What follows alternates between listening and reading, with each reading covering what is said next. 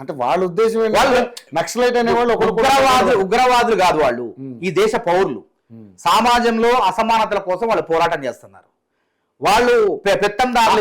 ఆ పోరాటం ఏదో సమాజంలోకి వచ్చి చేయమని. అందుకే వాళ్ళు ఏమంటున్నారు, మమ్మల్ని చర్చలు పిలవమంటున్నారు దానికోసమే. కానీ వీళ్ళు చంపుతున్నారు కదా. మేము అదే చెప్తాం, మేము చర్చలు పిలవండి, మేము వస్తామంటే వాళ్ళు అయినప్పుడు చంపేస్తాం. అదే ఆర్ఎస్ ప్రవీణ్ కుమార్ చేసిండు. మరి నిజమైన అంబేద్కర్ వాళ్ళు చంపుతురా? మనసు ఒప్పిద్దా? ప్రేమ, దయ, జాలి. అంబేద్కర్ రాజ్యాంగం రాసి చట్టాలు రూపొందిస్తే ఏముండాలా? పట్టుకొని వాళ్ళని జైల్లో పెట్టాలి చట్ట ప్రకారం. ఏ అధికారైనా చంపొద్దు, కానీ నేను చంపేసిండు. మరి ఈయనకు బీఎస్పీ పగ్గాలు ఎట్లా చెప్పారంటే చట్టాన్ని చేతిలో తీసుకున్నాడు అంటారు. చట్టాన్ని తీసుకున్నాడు, చంపేసి డబ్బులు వచ్చి చంపేసి డబ్బులు ఇస్తుంది. అవార్డ్స్ ఉంటాయి వాళ్ళ మీద, నక్సలైట్ మీద అవార్డులు చంపిన వాళ్ళకి వస్తాయి. అట్లా తీసుకున్నాడు. అదే విధంగా ఈయనకు అధ్యక్ష పదవిని కేసీఆర్ గారు ఇప్పించింది. నువ్వు ఏంటంటే వద్దు, నీ సేవలు కాదు, నువ్వు విడిపోయినట్టుండు. కాంగ్రెస్ పార్టీ ఓటు బ్యాంకు చేల్చడం కోసం వ్యూహాత్మకంగా కేసీఆర్ పన్నిన ఎత్తుగడ ఇది. కాంగ్రెస్ పార్టీకి దళితులు ఓట్లేస్తారు, ఎస్సీ ఎస్టీలు. నువ్వు దళితుల్లో ఒక ఆఫీసర్ గా గురుకులాలని అభివృద్ధి చేసావు అని చెప్పి నువ్వు పేరుంది కాబట్టి నువ్వు వెళ్ళిపో, పార్టీ బీఎస్పీలో చేరని చెప్పి మాయావతికి కేసీఆర్ ఆర్ఎస్ ప్రవీణ్ కుమార్ డబ్బు అంతే అదే జరిగింది. సంథింగ్ ఎట్లిస్తారండి అధ్యక్ష పదవి ఎట్లిస్తారంట. అధ్యక్ష పదవి కాదు, ఆ పార్టీకి సభ్యత్వం లేకుండా. మీరు ఎలా అంటున్నారు మానవత్రాయ్ గారు? మరి సమాజ్వాదీ పార్టీ కూడా ఇక్కడ కూడా బీఎస్పీ కూడా ఇక్కడ బలపడాలని ఆ మాయావతి ప్లాన్ చేసి ఉండొచ్చు కదా. బలపడితే బీఎస్పీ జెండా బట్టలకి ఇవ్వాలా? తెలంగాణ సమాజ్వాదీ పార్టీ వేరు, బీఎస్పీ వేరండి. బీఎస్పీ సిద్ధాంతాలు పుణికి పుచ్చుకొని ఇప్పటికి కూడా చాలా మంది ఏ పార్టీలు మారకుండా అంబేద్కర్, మాయావతి, కాన్షీరామ్ సిద్ధాంతాలు పట్టుకొని అదే పార్టీలో కొనసాగుతారు. వృద్ధాప్యం వచ్చిన అదే పార్టీ జెండా పట్టారు. అట్లాంటి వాళ్ళు పార్టీని అభివృద్ధి చేస్తారా? ఆర్ఎస్ ప్రవీణ్ కుమార్ తేడతలమైంది కదా, ఏం చేసిండు? వదిలేసి ఆర్ఎస్ ప్రవీణ్ కుమార్ కూడా ఒక బహుజనవాదిగా గుర్తింపు సాధించుకున్న తర్వాతనే ఆయన మీద అటువంటి అవకాశం కాదు అక్కడ జరిగింది. నేను చెప్పిన ప్రధాన ఉద్దేశం ఏంటంటే కేసీఆర్ గారు ఏమంటే ఆ రోజు నాకు ఉప ప్రధానమంత్రి మన రాష్ట్రపతి పదవి ఏంటి, నేనే అన్ని పార్టీలకు డబ్బులు ఖర్చు పెడతాను. అందులో భాగంగానే ఆర్ఎస్ ప్రవీణ్ ఈ రాష్ట్రంలో కాంగ్రెస్ పార్టీ గెలవకుండా ఉండాలంటే దళితుల ఓట్ల బ్యాంక్ రావద్దు కాబట్టి ఆ ఓటు బ్యాంక్ చేసి ఆయన పోటీ చేయించిండు. అంత ప్రేమ ఉన్న ఆర్ఎస్ ప్రవీణ్ కుమార్ నేను అంత గౌరవించి ఆ పార్టీ అధ్యక్షిస్తే ఎందుకు వచ్చిండు? ఆ పార్టీ వదిలిపెట్టి ఎందుకు వచ్చిండు చెప్పండి?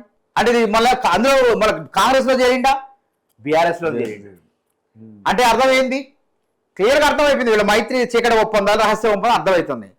కాబట్టి గురుకులాల్లో ఇప్పుడు అభివృద్ధి జరుగుతుంది. డ్రెస్సులు, యూనిఫామ్ల విషయంలో కూడా 9.5 కోట్లు నాణ్యత లేనటువంటి దుస్తులు పిల్లలకి ఇచ్చి అక్కడ దాదాపు కోట్ల రూపాయలు, 9 కోట్లలో దాదాపు 2 కోట్లు 3 కోట్లు వెనకేసుకున్నారు. ఇట్లా ప్రతి దాంట్లో కూడా, ప్రతి అంశంలో కూడా, కొనుగోళ్లలో, టీవీల కొనుగోళ్లలో, కంప్యూటర్ల కొనుగోళ్లలో, ప్రతి అంశంలో కూడా 10 రూపాయలు 20 రూపాయలు ఉన్న వస్తువుని 50 రూపాయలకి చూపించారు, లెక్కలు చూపించారు. ఏం చేశారు? మళ్ళీ 20 రూపాయలు వస్తువు ఉంటుంది, 50 రూపాయలు లెక్క పెడితే మనకెంత 30 రూపాయలు ఉంటాయి కదా. ఈ 30 రూపాయలు 20 రూపాయలు కేసీఆర్ కి, 10 రూపాయలు ఆర్ఎస్ ప్రవీణ్ కుమార్. అందుకే ఏం చేసిండు కేసీఆర్? వాళ్ళ బామ్మర్ది టికెట్ ఇప్పించుకోండి వికారాబాద్ మెతుకు ఆనంద్కి. ఈ విధంగా చేయటం వల్ల మెతుకానంద్ బామ్మర్ది కదా, సొంత బామ్మర్ది. వాళ్ళ చెల్లిని అక్కరం ఇచ్చారు, చెల్లిని ఆర్ఎస్ ప్రవీణ్ సొంత బామ్మర్ది. అట్లా ఇప్పించుకొని అట్లా రక్షణ పొందిండు. చివరికి ఇక ఇదంతా బయటపడిద్ది అని చెప్పి ఏం చేసిండు? రాజకీయ అవతారం అయితే బీఎస్పీలో పోయి కాంగ్రెస్ ఓటు బ్యాంక్ గెలుద్దాం, కుదరలేదు. మళ్ళీ వచ్చి టీఆర్ఎస్ లో చేరిండు. టీఆర్ఎస్ చేరిన క్రమంలో అంటే అంతకు ముందు నుంచే విచారణ జరుగుతుంది, అంత ఆషామాషి కాదు. 17 నుంచి లెక్కలు దిత్తి ఇప్పుడు తేలింది. 17 నుంచి 20 వరకు లెక్కలు తీస్తే గురుకులాల్లో జరిగిన అవకతవకలు తీస్తే ఇప్పుడు తేలింది ఏంటంటే సుమారు వస్తుంది సరే 500, 100 కోట్ల, 50 కోట్లు అవినీతి జరిగింది. మరి అవినీతి జరిగినప్పుడు విచారణ జరపాలా వద్దా? పక్క.